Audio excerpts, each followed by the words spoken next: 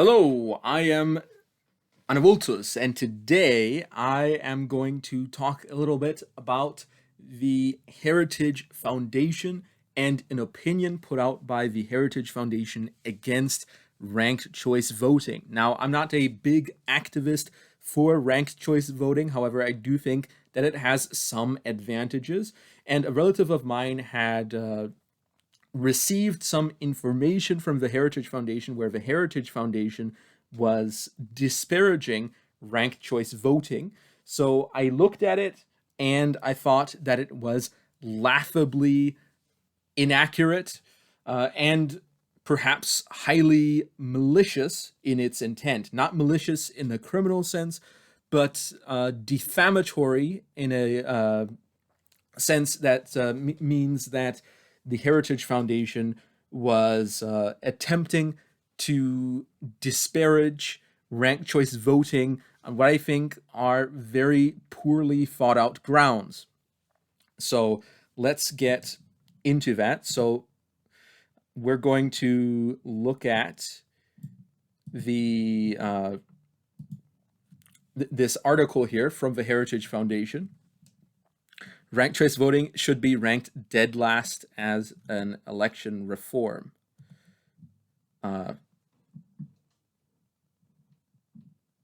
And that, I think, is something that is certainly worth looking into.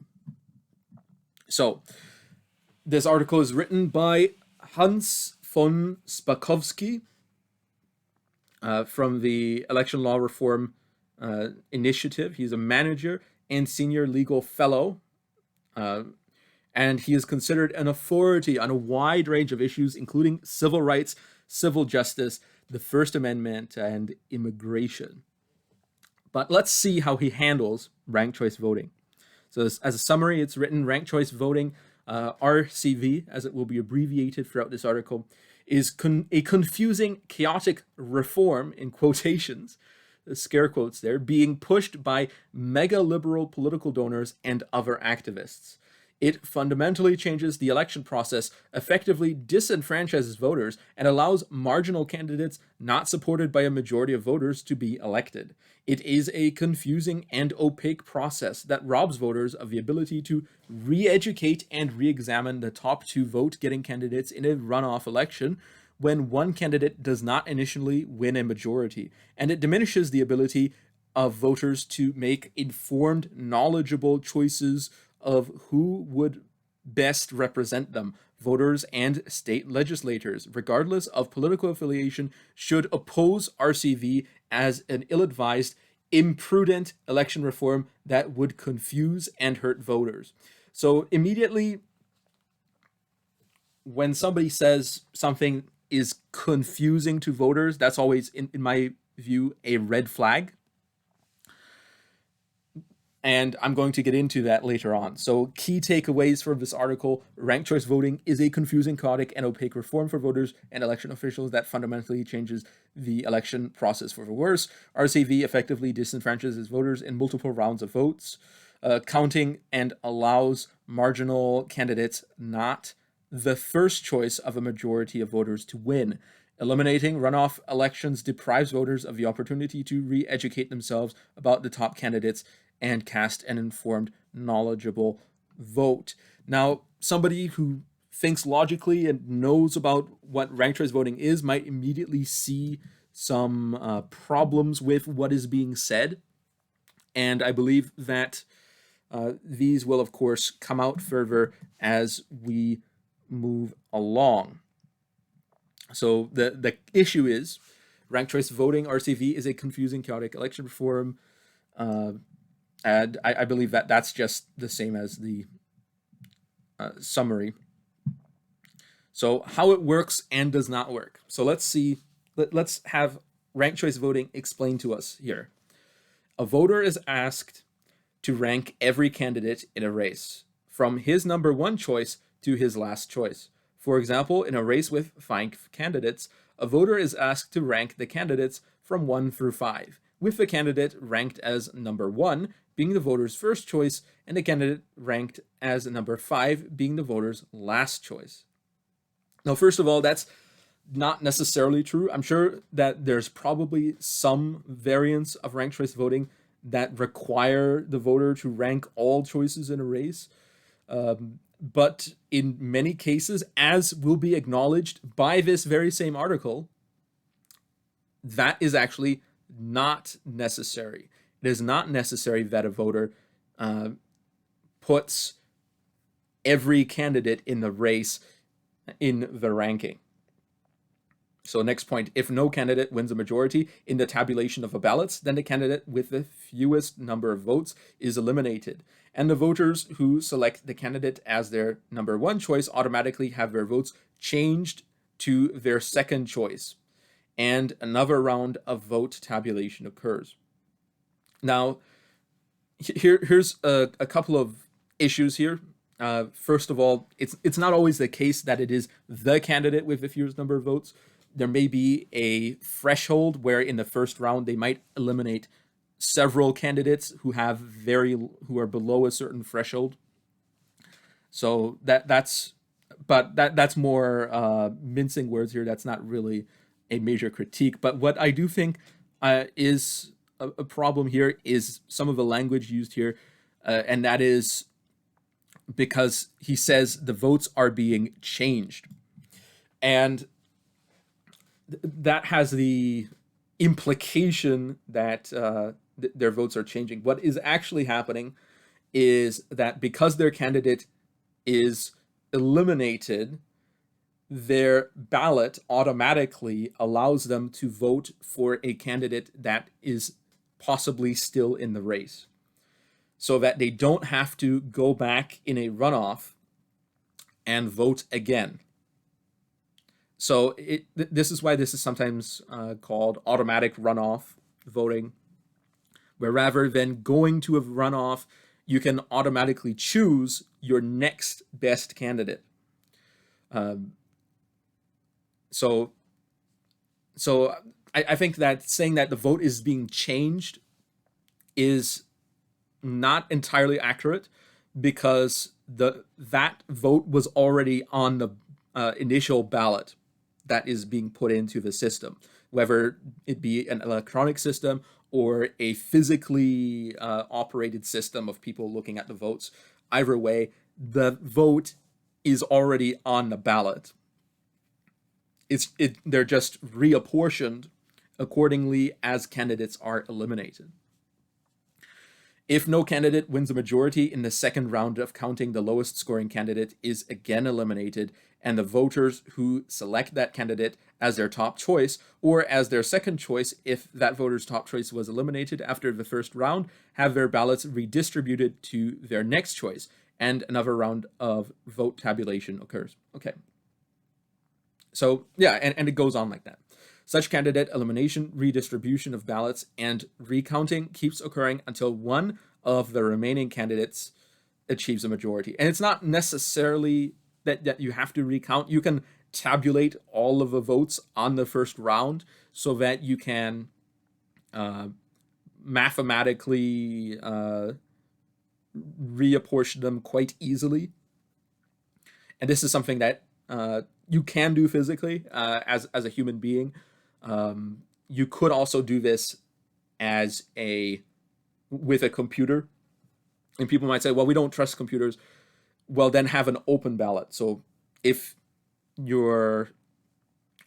so that anybody can check whether there's additional votes or votes being flipped inside the program. It would be easy to demonstrate that with open ballots. But I'm sure a lot of people aren't ready for the conversation about open ballots, about being able to be honest about your political preferences in public. A lot of people aren't interested in that. And I think if you're not willing to stand by your vote in public, then why are you voting? That's my opinion. But I understand that there's people that have concerns about that, and I address that in my book, A Manifesto for American Conservatives, that is available on Amazon. So, but the candidate may ultimately have been the second, third, fourth, or last choice of a majority of voters, meaning that a candidate could win who was not the first choice of a majority of voters. Yes, and of course that's only the case if there is no majority in any of the other rounds. So if you it's the same as doing that, but with runoff elections, except the difference is that you don't have to get people back into the polls. You don't have to have multiple days of voting.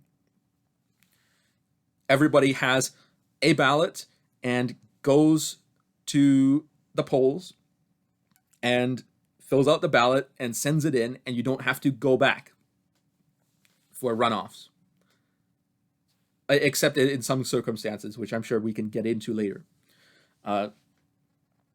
But I don't think it's objectionable to say that in a runoff election, the person who wins was not somebody who received the majority in the first round. So why would it be objectionable to say that about ranked choice voting? That is to say, why is there an objection to ranked choice voting when this person does talk about runoffs and is in support of the idea of runoff elections, when all this is rather than doing that, you do this all at once? So the next point, confusion, complications, and disenfranchisement. RCV is a confusing and opaque process that is prone to errors. And of course, same as paying taxes is confusing, but people still have to pay their taxes. Okay, I'm a tax professional. I've been trained to help people in filing their taxes, and it can be confusing. And it is a process that may be prone to errors. But if you know what you're doing, then it's not that hard. If you know what you're doing, that is. And there's lots of tools people have that help them do their taxes. Likewise, this is a lot simpler, actually. This is likely even simpler than filling out most government forms. Filling out a ranked choice voting ballot is simpler than filling out most government forms, including income tax forms. So you're going to tell me that it is confusing for a voter who, as a citizen, may be filling out various forms relating to employment or government forms or any other thing, to simply say, I like these candidates and I like them in this order. How is that more confusing than any of the other things that people do in their daily lives? But let's go. Here's some case studies here. Alameda County, California officials admitted 2 months after a 2022 school board election that they had incorrectly tabulated the RCV votes and had certified the wrong person as the winner. No election official noticed the mistake because of the overly complicated process of RCV vote counting until an outside advocacy group flagged the issue. Okay, the same thing happens in non-RCV elections. People can mess up the vote count. People can tabulate votes incorrectly. A lot of people think that a recent, or not too recent, but still relevant election had a lot of these problems. And I'm not going to get into that because this video is going out on YouTube. But there are people that have complaints about that. And so it doesn't require RCV for that to happen. And just because it happens doesn't mean that RCV is an illegitimate method of voting. All it means is that the people who were involved made a mistake or were insufficiently educated as to how they should operate the process. Okay? This has more to do with negligence than with an intrinsic error in ranked choice voting. So it seems to me that this really isn't a problem with the voting system itself. In the 2021 New York mayor's race, it took 8 rounds of vote counting of the 10 candidates during 2 weeks' time before a final winner was announced. By the 8th round, the ballots of more than 140,000 voters had been thrown out because they did not completely rank all candidate choices. They were effectively disenfranchised due to the recognized problem of ballot exhaustion, which leads to disenfranchisement. Now, let me be very clear. They were not thrown out because they were invalid because they didn't fill out all the available ranks. And if you read the wording of this article, that is indeed the case. The reason they were thrown out was not because they did not put enough candidates on. The reason they were thrown out was because the candidates which these individuals voted for did not make it past the instant runoffs. These individuals did not get enough votes to make it to future rounds. So to say that they were effectively disenfranchised is the same as saying that people who voted for third-party candidates or independent candidates who didn't win but still caused enough vote split for a runoff election to be held, and then these individuals chose not to vote in the runoff election, that those people were disenfranchised. And that is not the case. Those people chose not to vote. The people that suffer from ballot exhaustion simply either did not vote for, only chose to vote for particular candidates and therefore did not consider other candidates as valid choices and as such did not vote for them, and that's why they didn't make it in, or they only voted for candidates that other people in the election did not consider to be choices that had the potential to actually win, and as such, these individuals may have filled up a ballot with minor candidates that nobody else was voting for. And then they didn't win. So it's not disenfranchisement because these people still filled out a ballot and they voted. Just because they didn't vote for candidates that other people thought were wanted doesn't mean that these people were disenfranchised. Just like people who vote for third-party and independent candidates in regular non-RCV elections, those individuals aren't being disenfranchised. So there you go. Nearly 1 in 3 voters do not rank multiple candidates in RCV elections. Thus, if a voter does not rank all candidates in a race, that voter's ballot may be thrown out in subsequent rounds of vote tabulation. Since RCV makes the voting process more complicated, it is also more likely that voters may make mistakes that will cause their ballots to not be counted. So, first of all, there are people who simply want one candidate, and they don't care who else wins as long as they get that one candidate. And as such, they will only put that one candidate, and that's their choice.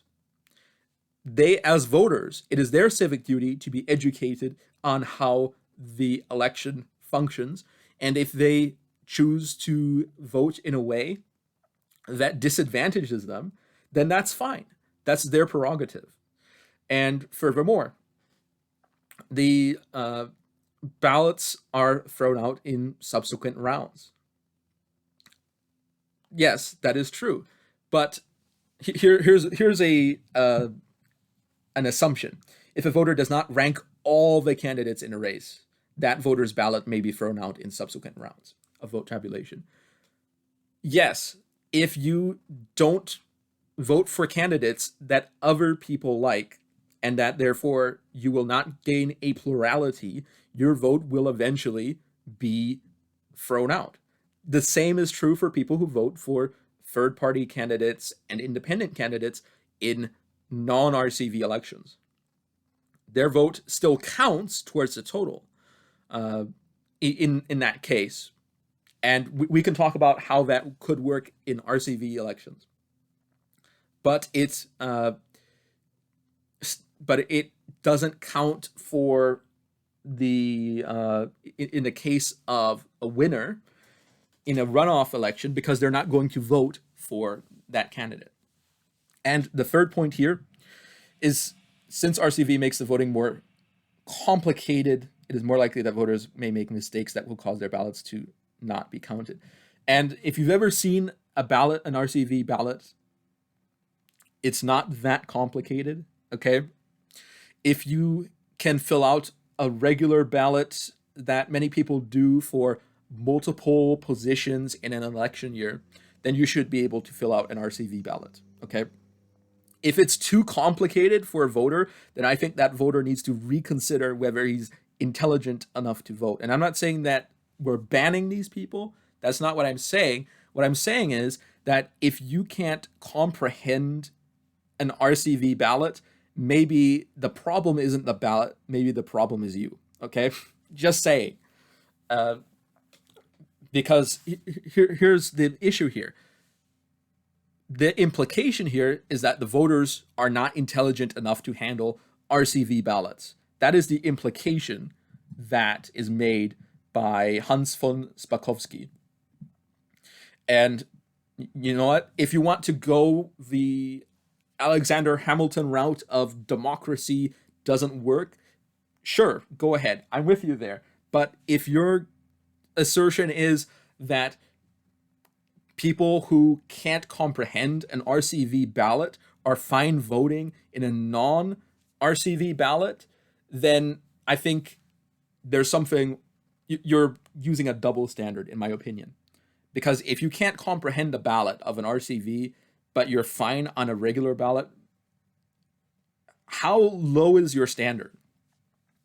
How low is your standard on what counts as an informed voter, to be honest? And I think that's a big problem. A lot of people in the United States, they think everybody should vote regardless of how informed they are. And my opinion is, if you don't know what you're voting for, if you don't know who you're voting for, if you don't understand the issues, then you probably should recuse yourself. You should probably actively choose not to vote if you don't actually understand what the issues are in the election. And that's a problem, because a lot of political parties, they want to win, and they're big tent parties, so they don't care about who votes. They just want as many people as possible to vote for them. And I think that actually dilutes the votes of people that are actually informed. People that are informed voters, their votes are diluted through the votes of uninformed voters. And so the votes of people who are more capable of making these decisions are outnumbered by the votes of people who are incapable of making these decisions. If you want to go that road, and this is why we have the Electoral College, it's to prevent such a thing from happening, because the Founding Fathers understood that on a large scale, democracy doesn't work. And this is very clear in the Federalist Papers. Because that is understood, that is why I actually support electoral reform on the state level and on lower levels, and also to fix the Electoral College, because the states in their legislation have actually severely damaged the function of the Electoral College in a number of different ways since the 1820s.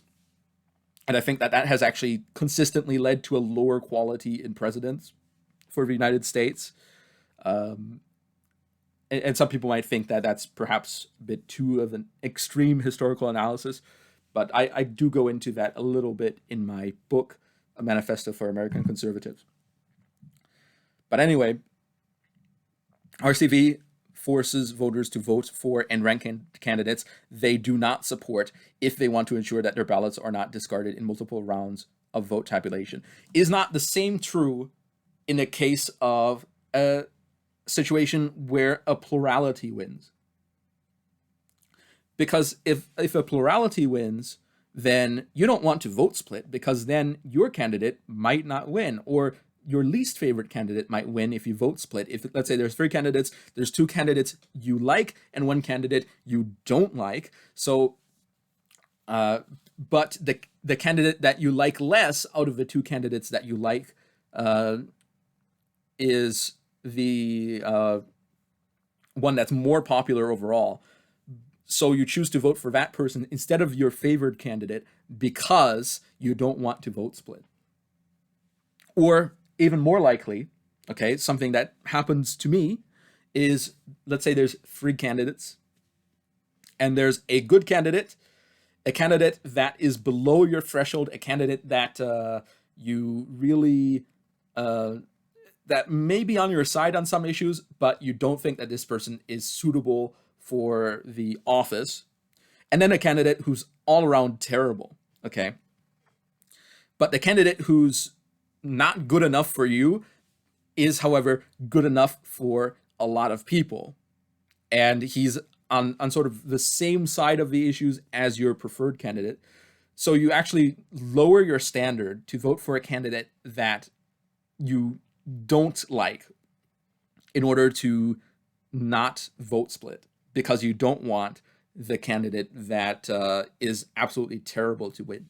Now, in an RCV election, what you can do is you can vote for your preferred candidate, and you can choose not to vote for the other candidates that you don't like. You can choose not to vote for them, and then the other individuals voting, they might vote for that candidate that was below your standards, but because he doesn't win, then although your preferred candidate had a minority, the votes might transfer over, or that candidate is eliminated, and then the your preferred candidate is eliminated, and then the votes are retabulated, and maybe nobody still wins, and then you get a different situation, which I'm going to get into. But this seems to me like there is special pleading going on here, that just because people may choose to vote strategically in RCV, and that's terrible because they have to support candidates they don't support, when the same happens, and perhaps happens a lot more, in non-RCV elections. So there you go. That is a problem. In the 2022 U.S. House of Representatives general election in Alaska, one of the 2 states that has implemented RCV for federal elections, it took 3 rounds of vote counting before the Democratic candidate was declared the winner over 2 Republican candidates, but not before more than 15,000 ballots were thrown out by the final round, because those voters had not ranked all candidates in the race. In the August 2022 RCV special election for that seat, the 2 Republican candidates garnered 60% of a vote, yet the Democrat candidate was declared the winner after over 11,000 ballots were eliminated. And what does that mean? This means that overall, while more people perhaps wanted a Republican candidate, overall, more people preferred the Democrat over the most popular Republican candidate. That's what that means. And some people may not like that, but that's how it goes, because in elections, we're not electing for parties. At least we should not be, looking at the Electoral College, which the states have changed so that now you're essentially voting for parties in every state. All 50 states have in their legislature put forward laws that make it so that electors are chosen by the parties when after the vote, of course. So what happens is you put the name of the president you want to vote for on the, and that name appears on the ballot, and you put that in. And then what happens is the state will measure which candidate got the most votes, and rather than transferring that to the candidate, what they do is they then go to the party of that candidate, and then that party chooses the electors. Now, the way I would prefer it is we see only the names of electors on the ballot, and we vote for the electors. That's how I would like it. I understand that people who are pro-democracy don't like that because they want to directly vote for the candidates, but my opinion is that there's a reason why we have an electoral college, and I think that the Electoral College, as it was originally designed, with perhaps some minor exceptions, is better not only than the alternatives that people are proposing for it, but than the way it currently operates. But that's a conversation that a lot of conservatives aren't quite ready for, because they get bound up in the political parties. Because who has the most to gain from avoiding ranked choice voting? It is the political parties, because they can essentially have big tent movements because other parties aren't able to compete, and candidates aren't able to compete independently of the parties because of the strength of the party apparatus that is supported by the way that elections are operated. And that is indeed the case. And so there you have it. In the 2018 Maine U.S. Representatives general election, the incumbent Republican congressman who received the most first-choice votes was defeated by his Democratic challenger in the second round of ballot tabulation after the votes of two other third-party candidates were redistributed and the ballots of more than 8,000 voters were discarded. Now, whose ballots were discarded? The ballots of those who did not vote for either the Republican or Democratic candidate. Those votes were discarded. Now, the two other third-party candidates, their votes were redistributed, except for those 8,000 that were discarded. So the issue here isn't that people's votes were thrown out. It's that people who voted for third parties chose not to vote for the Republican candidate. Some of them chose not to vote at all for a different candidate, and some of them chose to vote for the Democratic candidate. So the people in general preferred the Democratic candidate over the Republican candidate, which means that if it had been a two-person race from the start, it is likely that the Democratic candidate would have won. So there you go. Next, the ultimate winner in ranked choice voting is often not the choice of a majority of voters who participated in the election. Instead, the candidate with an RCV majority may be the first, second, third, or last choice of only the voters whose ballots remained in the tabulation until the last count. Now, let me be very clear. The first two choices, the two most popular candidates, are never thrown out until one of them wins. Okay? And that should be very clear to anybody who understands ranked choice voting.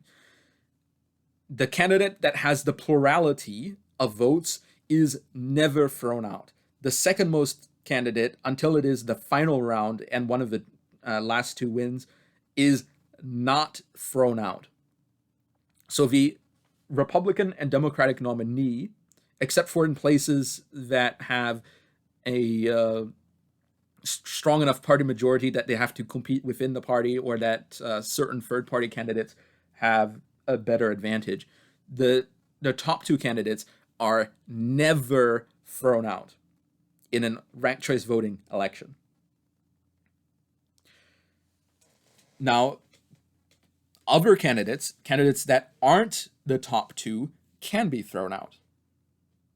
And that's how it works. So at the end, you have the most popular candidate among the remaining ones. And people who choose not to rank other people in instant runoff voting, which is another name for ranked choice voting, what that means is simply that if there had been a runoff, that they would not have participated. And as such, the majority remains the same. Now, another point that is being made here, that also means that the winner of a multi-round RCV election will not have a genuine mandate from a majority of voters, which should be an important consideration in a democratic system where more and more voters distrust government. Now, here's an issue here. As I mentioned, the Electoral College, genuine mandate from a majority was something that was not considered important for the Electoral College. And in the case of other elections, you read people like Alexander Hamilton, who was very strongly anti-democratic. Now, he wasn't anti-republican, that is to say, he was in favor of a republican system of government, which was being put forward in the Federalist Papers. But he was anti-democracy because, objectively speaking, having a mandate from a majority of voters does not increase your chance of success politically speaking. It does not make you a better politician. The reason why people vote is so that more people are involved in a decision-making process that allows us to choose better politicians. It doesn't automatically mean that the people who win are better or that they are more legitimate. That's not what it means, and that's not why we have elections, at least according to the some of the founding fathers. I know some of them were more in favor of democracy, but the framers of the Constitution, the Federalists, those individuals were not so much in favor of that idea. In fact, they denounced Athenian democracy. They denounced it. So you read the Continentalist and the Federalist, and you have Alexander Hamilton, and he actively denounces this. And so it strikes me as strange that the Heritage Foundation, which many people consider to be a conservative think tank, would go against the most conservative perspective here, which is to say that the democratic mandate doesn't actually matter. The reason why there was a revolution against the British wasn't because the Americans hated monarchy. It was because they felt that they were being mistreated. Now, after that, they chose to set up a particular government that was not a monarchy.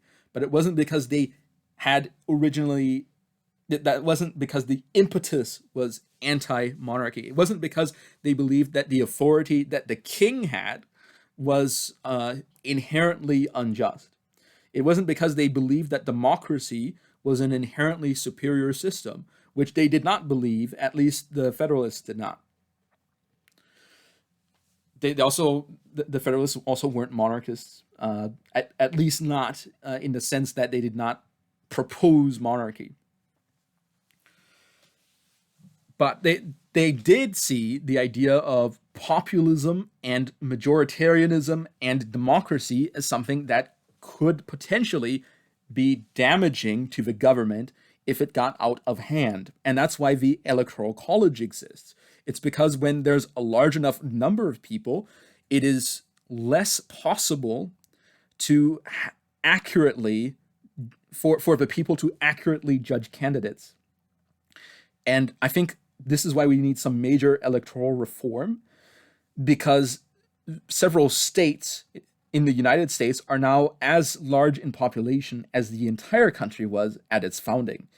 And as such, the electoral systems that were functional back then have decreased in their capability of consistently providing capable leaders. And this is perhaps one of the hidden reasons why the United States is doing poorly, why people are dissatisfied with government, because ultimately the voters who distrust government are the people who voted those people into government in the first place. And why did they do it, and how did they do it? They did it because their judgment in voting for these individuals was lacking. And so a more democratic system means that the way in which this judgment occurs is not corrected. It doesn't have additional ways to make that safe. Now, a ranked choice voting system, does that fix it? No, it doesn't fix that problem. It doesn't fix it at all. However, it does create a situation where perhaps people will at least have a greater conversation about and a greater thought about who they're voting for, and that people who generally like good candidates but feel like they are ordinarily forced to vote for candidates that are merely popular or that are being held up by the party establishment can actually have the ability to vote for the good candidates that they want to elect. That's what it's about. So, eliminating the several weeks between a general election and a runoff election deprives voters of the opportunity to re-examine the top two candidates, and for the candidate to re-educate voters about his or her positions and stance on issues, thereby shortchanging voters from making a fully informed choice. My opinion is, if your choice is not informed on the voting day, if you vote without making an informed choice, what gives me the guarantee that you're going to be voting with an informed choice on the runoff election? There is no guarantee. If you're not an informed voter on voting day, then just don't vote. I'm telling you people this. If you're not an informed voter, don't vote. You're making it more difficult for the rest. Now, you might say, well, but they have to vote because of the way the system is set up. And that's unfortunate. Hopefully, we'll be able to fix that someday. And the way I propose to fix it is with a system where rather than voting directly for the top offices in government, you vote for intermediate offices who then vote above in that. And so that creates a chain of accountability and reliability so that you can personally talk to the people you're voting for, and they can personally talk to the people they're voting for, etc. And that's the reason why we have an electoral college, is so that there is this degree of accountability, so you don't just have a general election where everybody votes and only a handful of people get to actually speak to the candidates. That's why one of the reasons why the electoral college exists for the presidency. And that's one of the reasons why the founding fathers chose to limit the size of the constituencies of the House of Representatives in the range of tens of thousands rather than the hundreds of thousands that we have today, that make it harder for us to actually talk to our representatives and to know them and to know that they're reliable and trustworthy. And that's why people keep voting for terrible politicians. That's why there's people who say, oh, we need term limits. Well, why don't you just stop voting for these people? It's because of the way that elections are structured has not held up. The way that people have chosen to change elections has not held up. And while ranked choice voting isn't going to fix this, I think it's better than what we currently have.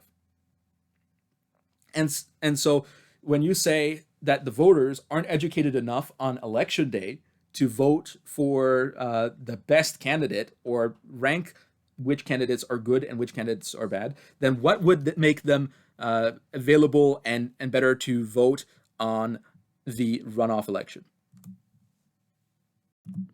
So the issue here is, and the thing that's being skirted around here, is that the fault of all of this is not on the difference between ranked choice voting and the regular voting system that we normally use. The fault is that the voters, okay, are ineffective. And that's the issue. That's the big issue that is being skirted around here. That's the taboo issue. If you say that the voters are wrong, then, oh, wow, you can't say that. The voters are always right. But that's the case. The voters are actually wrong. Why do voters vote for bad candidates? Because the voters are bad. Simple as that. Why do voters vote uneducated? Because the voters they just don't care. And you're telling me that the issue is between ranked choice voting and this other system, and that because the voters are uneducated, and because the voters don't know what they're doing, and etc., that ranked choice voting is a less superior system. What you're actually pointing out is that the voters themselves have a problem, and that regardless of which voting system we're going to use, that's not actually what's going to fix that. Okay. So what's the conclusion? Voters. Oh, okay, actually, I'm not quite there yet. I think I still have another point here. Using RCV to eliminate runoffs does not guarantee faster election results because the multiple rounds of vote tabulation can substantially delay the determination of a winner.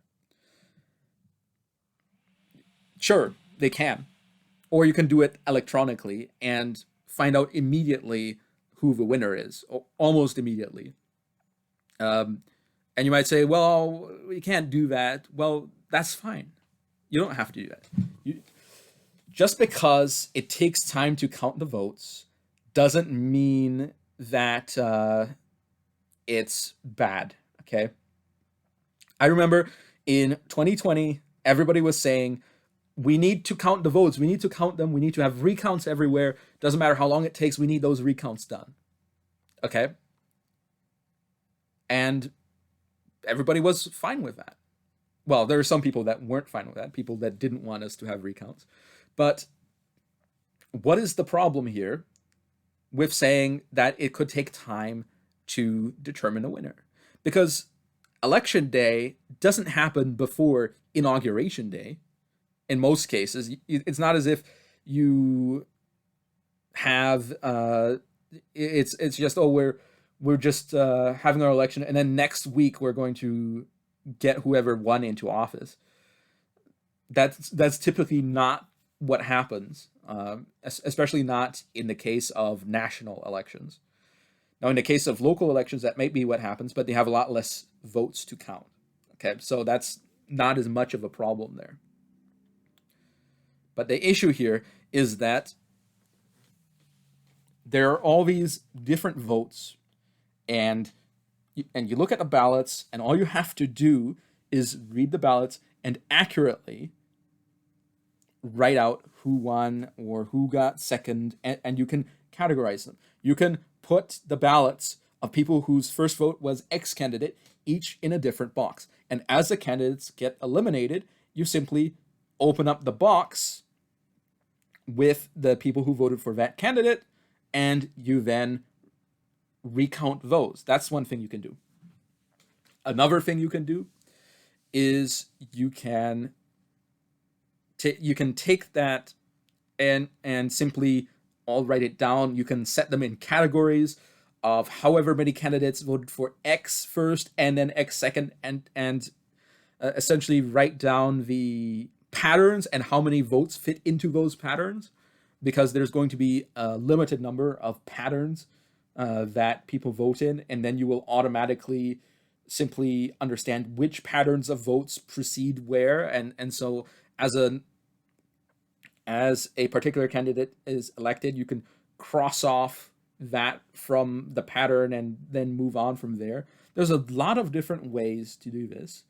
And just because it takes some time to count the votes, does it take more time than having to make whole new ballots for a runoff, and then having a runoff, and then having another runoff after that? Essentially doing the same process, but over several votes. Does it take more time than that? I don't think it does. Okay. But anyway, there you go. Conclusion.